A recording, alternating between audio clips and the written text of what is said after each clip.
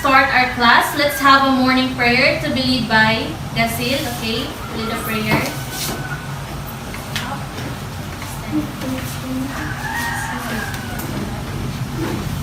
Stand up, everyone. Let's pray. Let us bow our head and pray in the name of the Father, of the Son, and the Holy Spirit. Amen.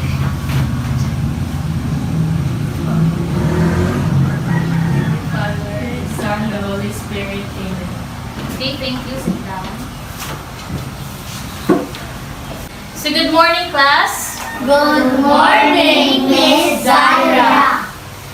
Okay, so before we start our class, please arrange your chairs. Pick up some pieces of paper under your chairs. Okay, Gasil, open the window so that you can be able to have a fresh air. Open the window.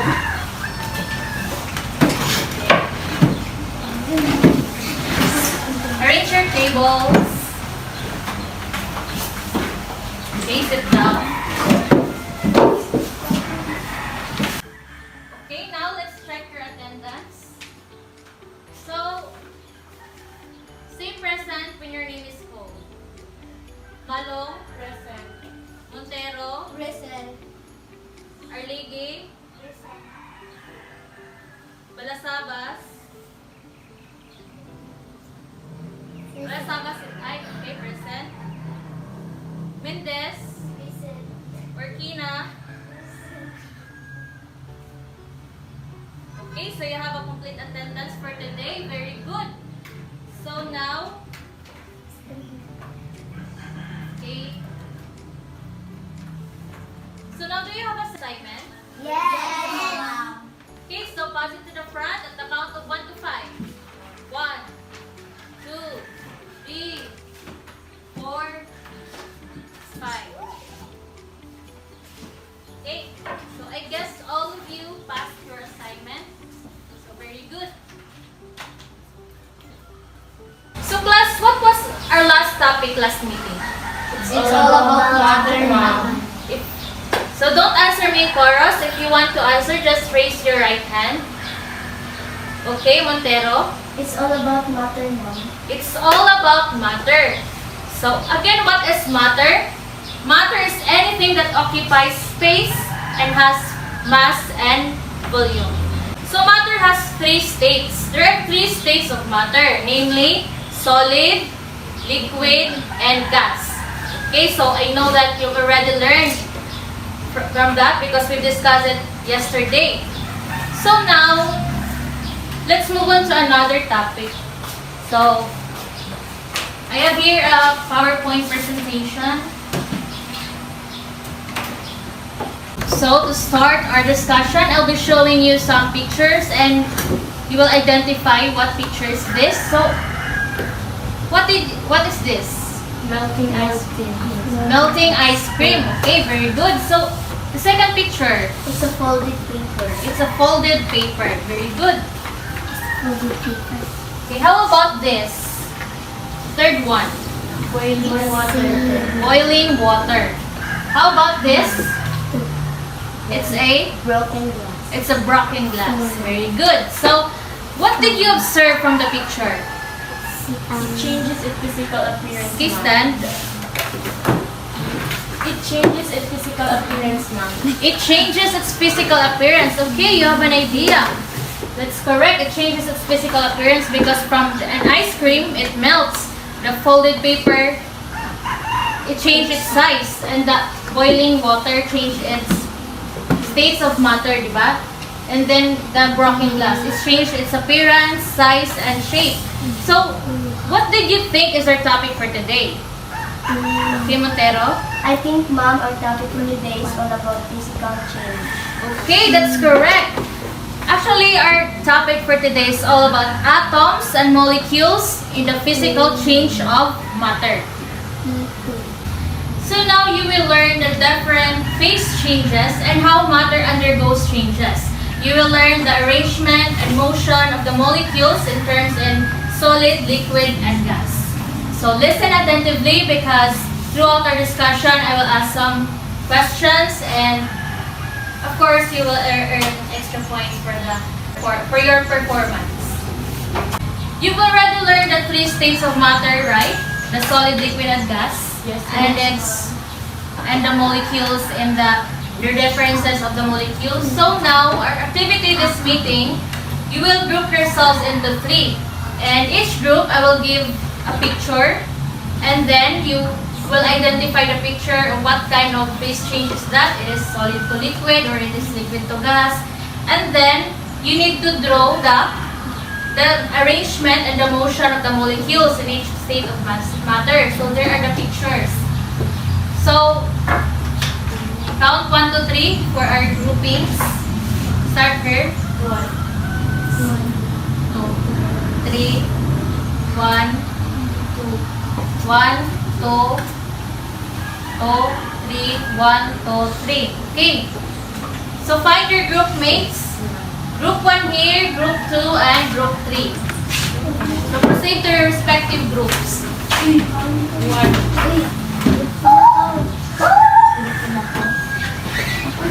Okay. So now let's start our activity. Group 1, group 2, and group 3.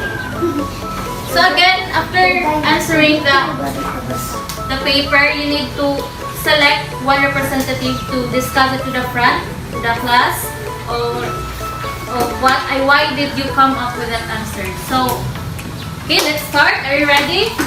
Yes, ma'am. Okay, let's start. I will give extra points to the most white group. So, fight and cooperate with your leaders. So, activity starts now.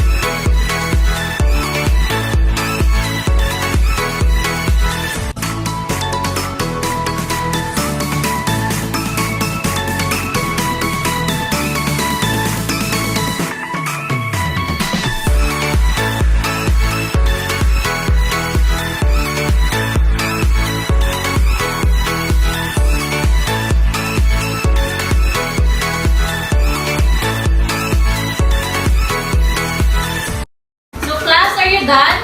Yes, ma'am! So now let's start our discussion. Let's start with the group 1. Who is your representative?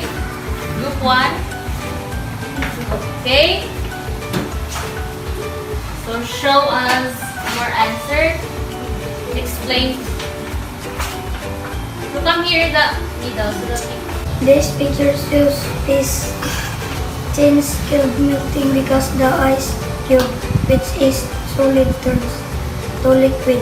Here is the particles in solid. They are closely packed and cannot move. Okay, give me your work. So class, let's give a big hands to group 1. Good. So this is phase change called solid to liquid. So the ice here melts. So this is the arrangement of the molecules, the solid and the liquid. So later I will discuss it for you to understand well and absorb our discussion. So to group 2.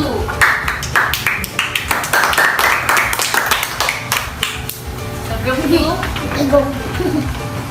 This picture shows phase change called freezing because the water, which is the liquid, turns into ice or solid. Here is the particles in water. It is close together but no arrangement. The particles can move. Very good. So let's give a lot of praise to group 2.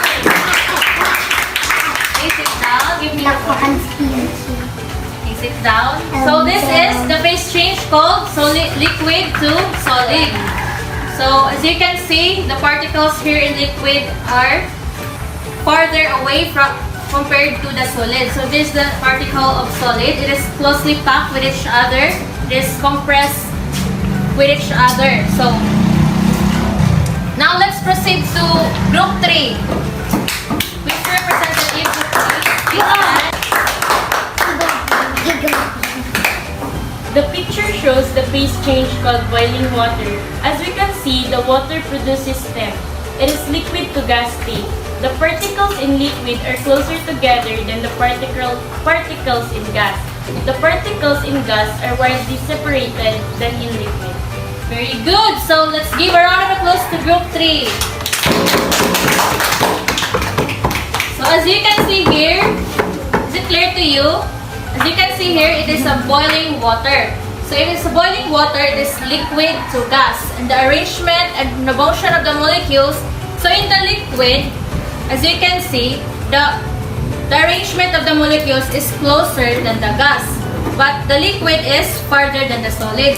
While in the gas, it is completely far away from each other. So as you can see here, the molecules. So class, do you understand our activity? Yes, ma'am. So our topic for today is all about the particle nature of matter, its atoms and its molecules. So listen attentively, class, so that you could understand well. So the particle nature of matter. Diba you've already learned what is matter? Then it has also changes. First is physical change and the other one is chemical change. So what are the differences between physical and chemical change? So in the physical change, it only affects the substance physical properties such as the changes of size, shape, and phase of a matter. While chemical change, it affects the substance chemical properties. So for example, I have here a paper. Look at this. So if I will turn this paper, it only changes its size and its shape. So it is called physical change. So what if I will burn this paper? Is it physical change or chemical change? Chemical change. Chemical change because it turns to ashes. It is no longer a paper because it turns to ashes. So the chemical composition and the chemical makeup changes. So it is no longer a paper. So that is a chemical change. But now we will just focusing on the physical change. So next. So physical change. It only changes the size, shape, texture, and phase, not the chemical makeup. So as what I've said earlier, that's the differences between the chemical and physical change. So, did you already understood the differences between chemical and physical change? Yes, ma'am. Okay, very good. So, some example of physical change are cutting, tearing, shattering, grinding, and mixing. So, in the first example, this is the mixing of fruit. So, it only changes its textures, it only changes its size because it is just a physical change. There's no changes in its chemical makeup because it's still a fruit. So, in the paper, it's still a paper. And in the broken glass, it's still a glass. There's no change in the chemical makeup and the chemical composition. So, it is called physical change. So, understood? Yes, ma'am. Again, the physical change can be melted, frozen, boiled, condensed, sublimated, and deposited.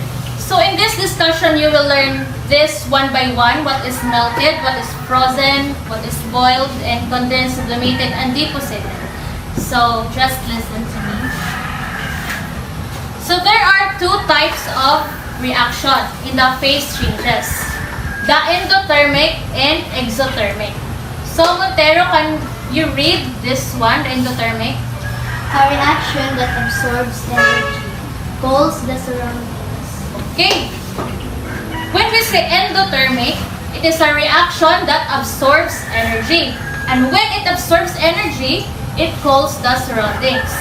While exothermic, it is a reaction that releases energy and causing the temperature to rise. So that's the differences between endothermic and exothermic. So again, endothermic absorbs energy, exothermic releases energy. So I have here an example. So in the endothermic reaction, for example, this is an ice cube. So it absorbs heat. So what do you think will happen to the ice cube? It melts because it absorbs heat. Very good. So how about the exothermic reaction? It releases heat. What did you observe to the fire? It has a high temperature. So what is the significant influence of temperature to the phase changes? So temperature is related to molecular atoms motion because when the temperature increases, it makes the molecules move faster. And when the temperature decreases, the molecules move slower. So molecular motion determines the states of matter. So class, slow-moving molecules found in solid, while rapid molecules found in gas. So as what I've said before.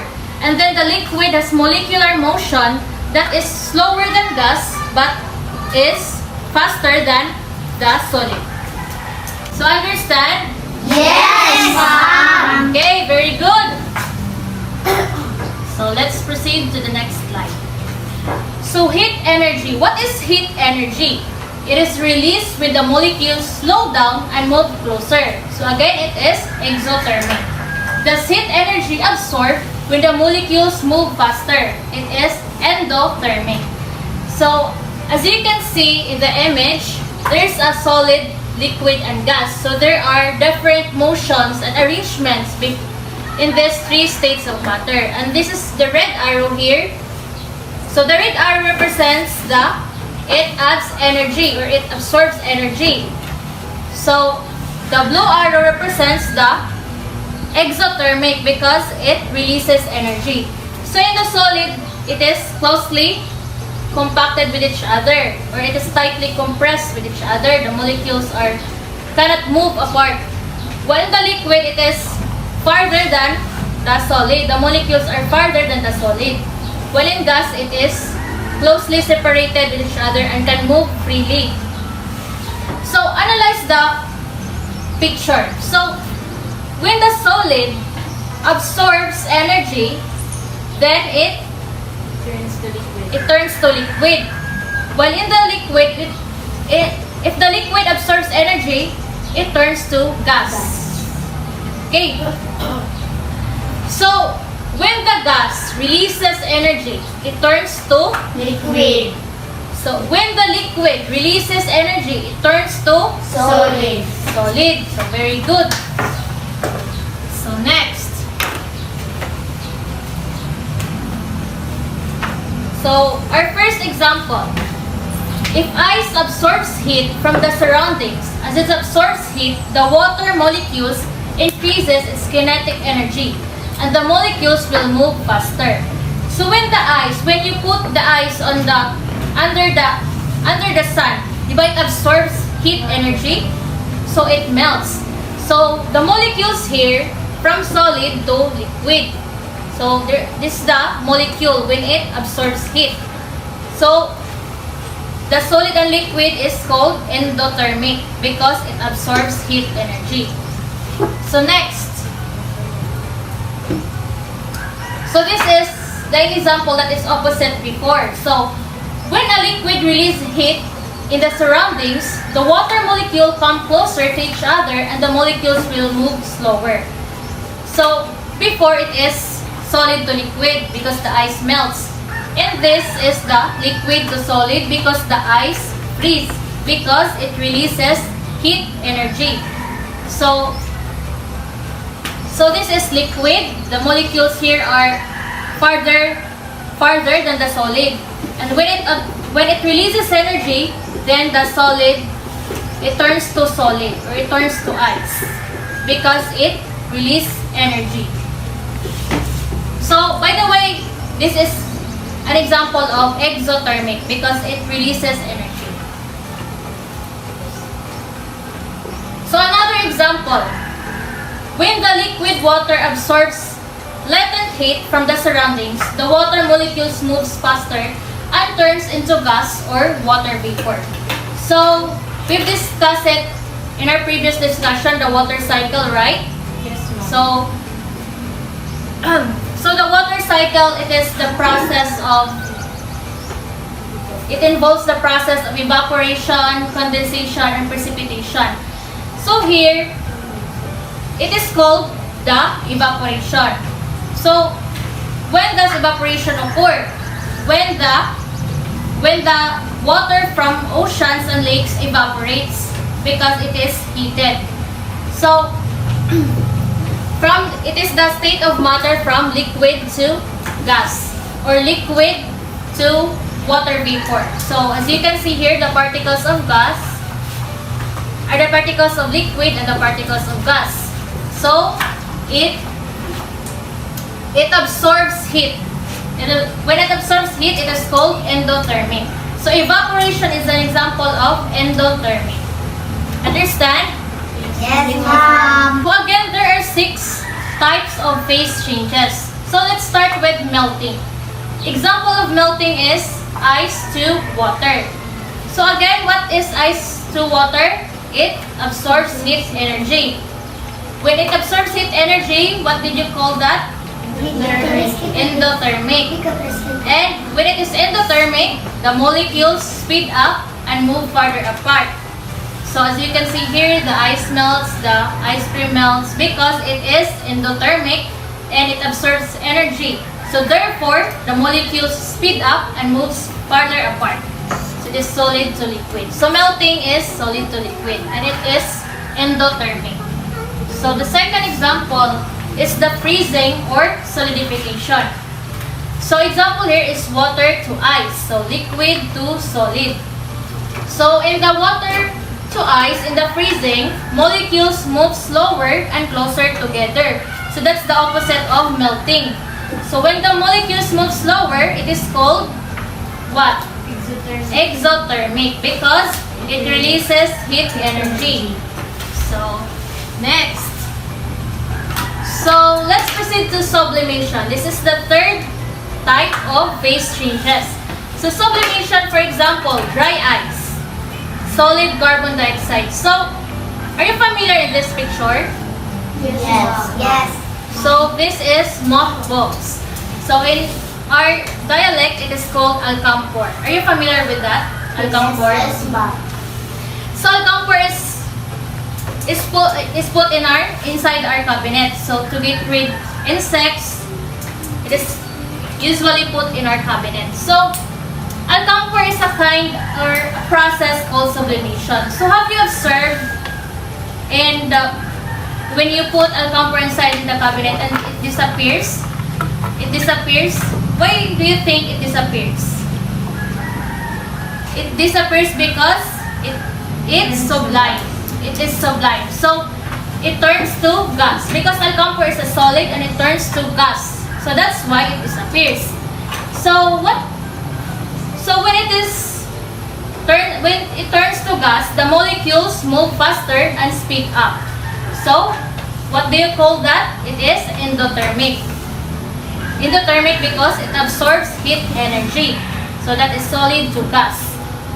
And that is the process called sublimation. So the opposite of sublimation is deposition. Example of this is frost. So I know that you're familiar with this, but we can find it in the movie Frozen. Yes. Then deposition is all about when water vapor high up in the air, it changes directly into solid or ice crystals. It becomes snowflakes. So the molecules slow down and move closer together. So in the sublimation, the molecules speed up. While in the deposition, the molecules slow down because it releases energy as the crystals form. So that is what we call exothermic because it releases energy. So, understand the deposition? Yes, ma'am. Okay, let's proceed to the fifth one. So the fifth example or the types of phase change is called evaporation. So example of evaporation is boiling water. Boiling water. So, are you familiar with, I know that you're familiar with this every morning when you drink coffee, di ba, we need to boil water. So, evaporation happens when it absorbs heat energy. And if it absorbs heat energy, the molecules speed up and move farther apart. So that is called endothermic. So evaporation is the process that is endothermic because it is liquid to gas. So the water here, when it absorbs heat, when the water here inside this kettle, when it absorbs heat, then it evaporates. So the liquid turns to gas. So that is evaporation. So the opposite of evaporation is condensation.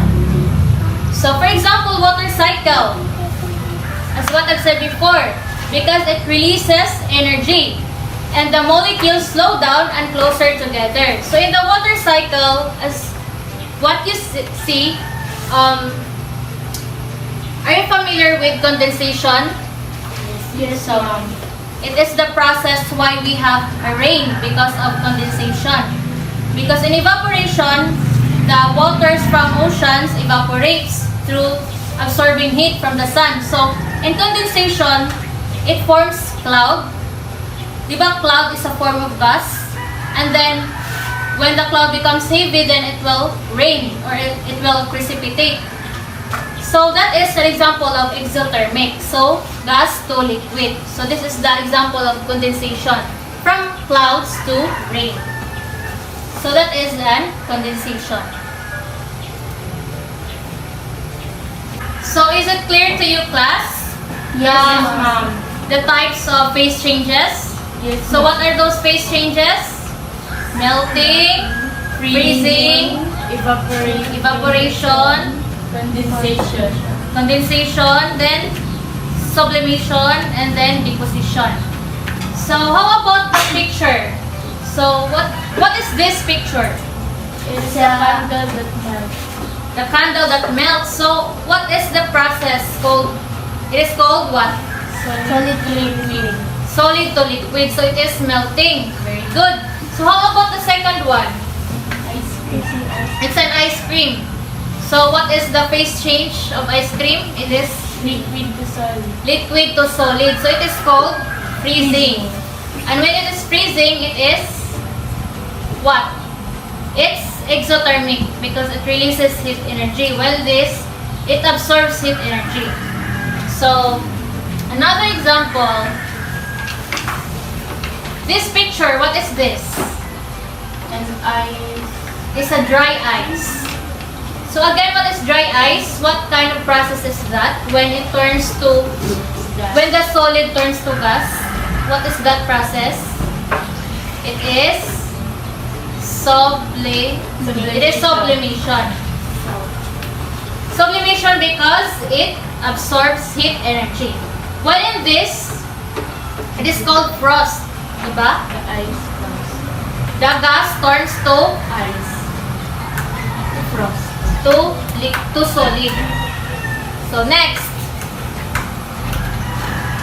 So the next example, what is this photo? Evaporation. Evaporation. Why it is called evaporation? Because it turns to liquid to solid. Oh. Liquid to gas. So sweat is the cooling system of humans. So that is why it is called evaporation. From liquid to gas. So how about this? The opposite of evaporation. Condensation. Condensation. Condensation when it is gas to what? Liquid. So this is dew. It is called dew and it is condensation from gas to liquid. So next. So thank you for participating. And we are now done to our discussions. So since you've already understood the phase changes of matter and the arrangement and motion of its molecules, so let's have an assessment. So, arrange your chairs. Let's have an assessment. So I will distribute the question. So you need to read first the instruction and answer directly. So where is your... It is only 5 items, so I will give you 10 minutes to answer.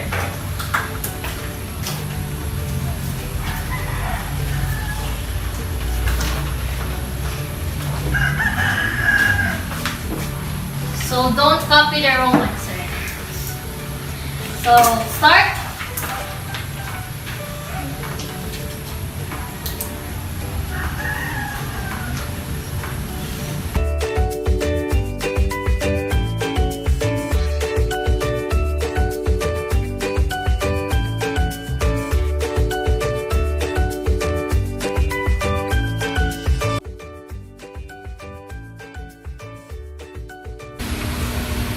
Just focus on your paper.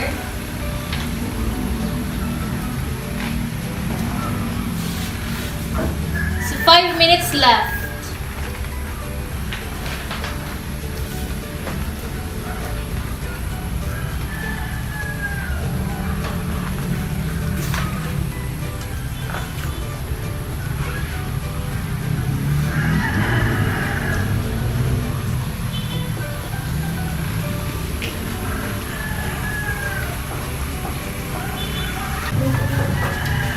So time is up. Pass your papers to the front at the count of 1 to 5. 1, 2. Finish or unfinish? Finish. 4, 5. Okay. So I guess all of you passed your assessment. Very good. So before we end our discussion, I'll give you an assignment to be passed tomorrow. So here is your assignment. So I'll just leave it here and we will copy it to your notes. So submit it tomorrow in our time schedule. So everybody stand. So we'll lead the prayer. Okay, Gazelle, lead the closing prayer. Let us bow our head and pray and feel the presence of the Lord. In the name of the Father, of the Son, and the Holy Spirit. Amen. In the name of the Father, of the Son, and the Holy Spirit. Amen. So goodbye, class. Goodbye, Miss Zaira. Okay, so see you tomorrow in our time schedule. Don't forget your assignment to be submitted